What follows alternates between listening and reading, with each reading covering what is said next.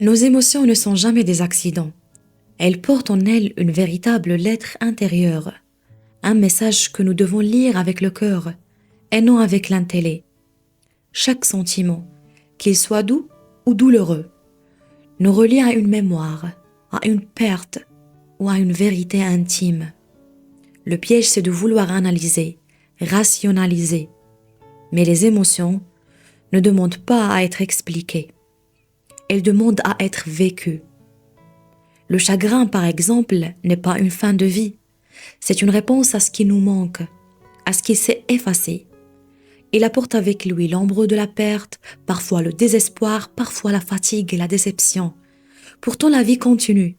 Et les émotions ne sont pas des murs, elles sont des passages. L'intelligence émotionnelle nous prend à reconnaître nos états intérieurs, à les accueillir sans les laisser nous submerger. Elle nous aide à équilibrer nos vies personnelles et professionnelles, à ne pas laisser une tristesse envahir notre travail ou un stress professionnel détruire notre vie intime. Prenons un exemple simple. Un cadre qui traverse une rupture sentimentale. Sans intelligence émotionnelle, il risque de laisser sa douleur envahir ses décisions, de perdre sa concentration. La responsabilité est de s'isoler, mais en apprenant à reconnaître son état, à lui donner une place sans le laisser dominer, il peut continuer à avancer, à contrôler, à séparer ses sphères de vie et à transformer sa vulnérabilité en force. De nombreux leaders et entrepreneurs ont compris cela. Steve Jobs, par exemple, a connu l'échec et l'exclusion de sa propre entreprise. Mais au lieu de se laisser écraser par la colère et la tristesse, il a utilisé ses émotions comme moteur pour créer Pixar et revenu plus fort chez Apple. Ce n'est pas l'absence d'émotions qui fait la réussite, mais la capacité à les transformer en énergie créative. Et il y a une confusion que beaucoup de gens font, sans s'en rendre compte. Ils croient que ressentir une émotion, c'est perdre le contrôle, alors qu'en réalité, ce qui nous fait perdre pied, ce n'est pas l'émotion. C'est la manière dont nous entrons en dialogue avec elle. Une émotion n'est pas un raisonnement, elle n'a pas besoin d'explication immédiate. Elle apparaît, elle traverse le corps, elle laisse une trace. Et pourtant, nous avons appris à faire exactement l'inverse. Penser avant de ressentir, analyser avant d'accueillir. Et dès qu'une émotion surgit, nous voulons savoir pourquoi. Pourquoi maintenant? Pourquoi encore? Pourquoi moi?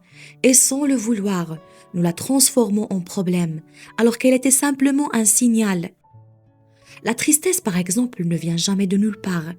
Elle indique qu'il y a eu un attachement, qu'il y a eu une importance, qu'il y a eu quelque chose qui comptait. Mais lorsque cette tristesse n'est pas ressentie pleinement avec le deuil, lorsqu'on la repousse, lorsqu'on la suranalyse, elle se transforme. Elle devient un fardeau. Elle devient lourdeur. Elle devient découragement. Elle colore toute la réalité. Et c'est là que le danger commence. Parce qu'à partir de ce moment, ce n'est plus la vie qui est difficile, c'est le regard que nous posons sur elle qui devient sombre. On commence à penser que tout va mal, que rien n'a de sens, que l'avenir est bloqué, alors que très souvent, ce n'est pas la vie qui s'est arrêtée, c'est l'émotion qui a pris trop de place. L'intelligence émotionnelle ne consiste pas à supprimer ce que l'on ressent. Elle consiste à reconnaître une chose essentielle. Une émotion est une partie de l'expérience, pas l'expérience entière. Je peux ressentir de la tristesse, sans conclure que ma vie est triste. Je peux être fatiguée émotionnellement, sans décider que tout est perdu. C'est cette distinction qui permet de continuer à vivre, à travailler, à faire ce qui doit être fait, sans se nier, mais sans se noyer. Quand on ne fait pas cette séparation, les émotions deviennent envahissantes. Elles débordent sur le travail, sur les relations, sur les décisions. Elles faussent notre jugement. On ne réagit plus à la situation, on réagit à ce que l'on ressent à propos de la situation. Et peu à peu, on confond fatigue et échec, émotion et vérité, ressenti et réalité. Apprendre à poser ces émotions sur le côté temporairement, ce n'est pas les rejeter, c'est leur donner un cadre. Dire « maintenant je ressens », Maintenant j'agis et plus tard je reviens à ce que j'ai ressenti. Cette capacité-là n'est ni froide, ni dure, elle est mature. Elle permet de traverser les périodes difficiles sans laisser l'émotion décider seule de la direction de notre vie. Les émotions ne disparaîtront jamais et elles ne doivent pas disparaître. L'intelligence émotionnelle n'est pas un concept abstrait réservé aux psychologues. C'est une compétence vitale, une manière de naviguer dans la complexité de nos vies. Elle commence par une étape simple, mais souvent négligée. Reconnaître nos émotions sans jugement. Dire à soi-même « Je suis triste, je suis en colère, je suis inquiet ». Ce n'est pas une faiblesse, c'est une lucidité. La deuxième étape, c'est l'accueil. Accueillir une émotion, c'est lui donner une place sans lui donner le pouvoir. C'est accepter qu'elle existe, qu'elle nous traverse, mais qu'elle ne définit pas toute notre identité. Parce que sans cela, il existe un piège redoutable, le surmenage mental ou le overthinking. La science appelle cela la rumination. Les chercheurs en psychologie expliquent que ruminer, c'est entrer dans une boucle de pensée répétitive qui amplifie nos émotions négatives au lieu de les apaiser. Le cerveau active alors des réseaux neuronaux qui entretiennent l'anxiété et la tristesse, comme si l'on a ajouté du carburant à un feu déjà allumé. Les psychologues mettent en garde, trop penser à nos émotions peut les transformer en fardeau. Comme le dit une citation célèbre, The overthinking is the art of creating problems that weren't even there. Autrement dit, nous inventons des obstacles qui n'existent pas, simplement parce que nous refusons de lâcher prise.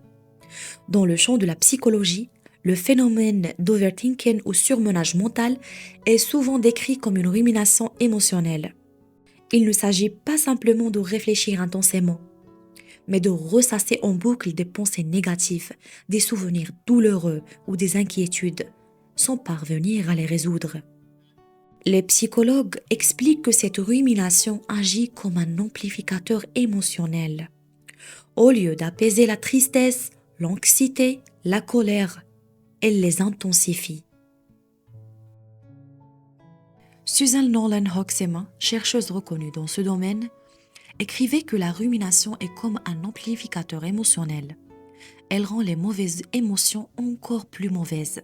Autrement dit, plus nous pensons à une émotion, plus nous la nourrissons, et plus elle prend de place dans notre vie intérieure. La science montre que l'overthinking active des circuits neuronaux liés au stress et à l'anxiété. Ce cercle vicieux entretient le mal-être, provoque des troubles du sommeil, et peut être un facteur aggravant dans la dépression. Pourtant, la psychologie propose des pistes pour sortir de cette boucle. Les spécialistes recommandent reconnaître l'émotion sans chercher à l'analyser à l'excès. Nommer ce que l'on ressent est déjà une étape de lucidité. Pratiquer la pleine conscience afin de revenir au présent et couper le flux de pensées répétitives. Reformuler ses pensées. Transformer une idée négative en une perspective plus constructive. Exprimer par l'écriture. Mettre ses émotions sur papier aide à les externaliser et à réduire leur intensité. Daniel Goleman, auteur de Emotional Intelligence, résume ainsi le danger de l'overthinking. Les émotions sont des messagers. Si nous les transformons en pensées obsessionnelles, nous perdons leur message. L'émotion doit être vécue, accueillie et ressentie. Si elle est enfermée dans une cage de pensée, elle se déforme et devient un poids. La psychologie nous invite à écouter nos émotions sans les laisser nous emprisonner et les reconnaître comme des signaux et non comme des chaînes.